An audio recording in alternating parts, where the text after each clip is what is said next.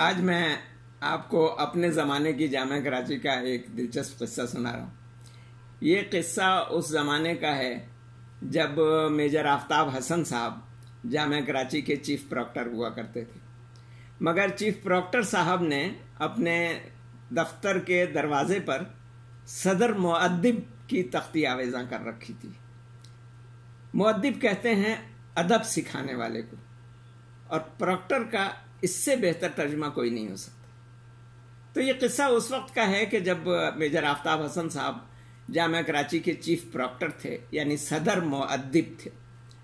جامعہ کراچی کی دنیا شہر سے 12 میل پرے کی دنیا کہلاتی تھی۔ نیو ٹاؤن کے بعد سے سارا راستہ سنسان تھا۔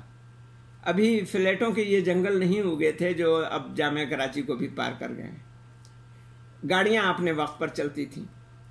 ایک طالب علم کو کسی اشد ضروری کام سے شہر تک جانے اور پھر واپس آنے کی ہنگامی ضرورت پیش آ گئی۔ وہ جامعہ کراچی کے بس ڈپو کی طرف بھاگا کہ شاید کوئی گاڑی باہر جانے کے لیے تیار کھڑی ہو، مگر وہاں کوئی گاڑی تیار نہیں کھڑی تھی۔ ڈرائیور صاحبان بھی وہاں سے غائب تھے، غالباً کسی کیفے ڈی پھوس میں بیٹھے چاہ چو کی محفل ناو نوش سجائے مگن ہوں گے۔ البتہ ایک پرانی سی بس کھڑی گھرڑ گھرڑ کر رہی تھی۔ یہ دھکا اسٹارٹ بسیں تھی۔ آپ کو شاید یاد ہو کہ وہ فورڈ بسیں جو لوہے کا ایک آنکڑا ڈال کر گھمانے سے اسٹارٹ ہوتی تھیں اور بڑی مشکل سے اسٹارٹ ہوتی تھیں، ان میں سے بعض بسیں ایسی تھیں کہ اگر وہ بند ہو جاتی تو ان کا اسٹارٹ ہونا مشکل تھا۔ تو ایسی دھکا اسٹارٹ بسوں کو ڈرائیور بالعموم اسٹارٹ ہی چھوڑ دیتے تھے۔ تو اس جوان کے بچے نے آؤ دیکھا نہ تاؤ ڈرائیونگ سیٹ پر بیٹھا اور بس لے بھاگا۔ یہاں تو کوہرام مچ گیا، لینا پکڑنا دوڑنا، مگر بس یہ جا وہ جا۔ خیر لڑکا واپس آیا تو لوگوں کی جان میں جان آئی۔ پکڑ کر صدر مؤدب میجر آفتاب حسن صاحب کے سامنے پیش کیا گیا۔ صدر صاحب نے فی الفور اس پر 25 روپے جرمانہ کر دی۔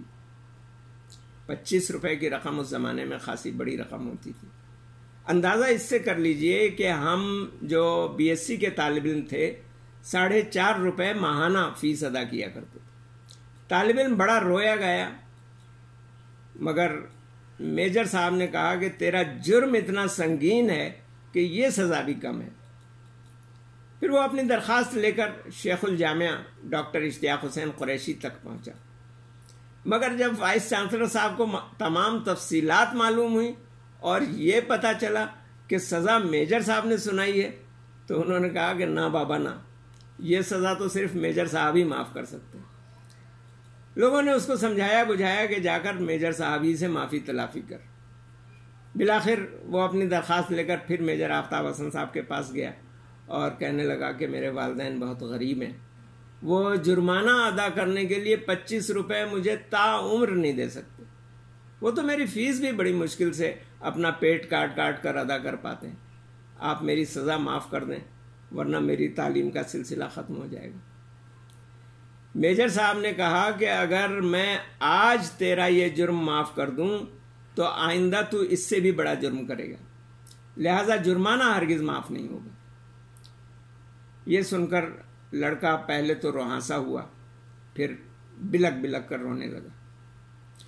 میجر صاحب کا دل تڑپ اٹھا، مگر بڑی سنگ دلی سے بولے جرمانہ ہرگز معاف نہیں ہوگا، تجھے سزا ملنی چاہیے تاکہ تو آئندہ ایسی حرکت نہ کرے اور دوسروں کو بھی کان ہو جائے۔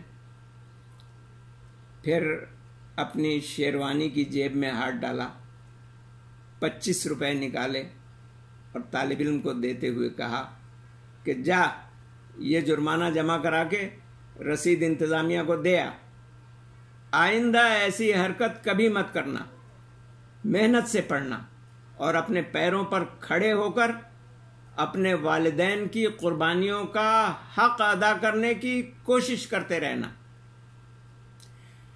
میجر صاحب لمبے تڑنگے روبدار اور دبنگ شخصیت کے حامل تھے۔ ان کی شخصیت کا تصور سر پر جنا کیپ، بر میں شیروانی، علی گڑھ کٹ پاجامے اور ہاتھ میں اس چھڑی کے بغیر جس کا پکڑنے والا سرا گولائی میں مڑا ہوا ہوتا ہے ذہن میں آتا ہی نہیں۔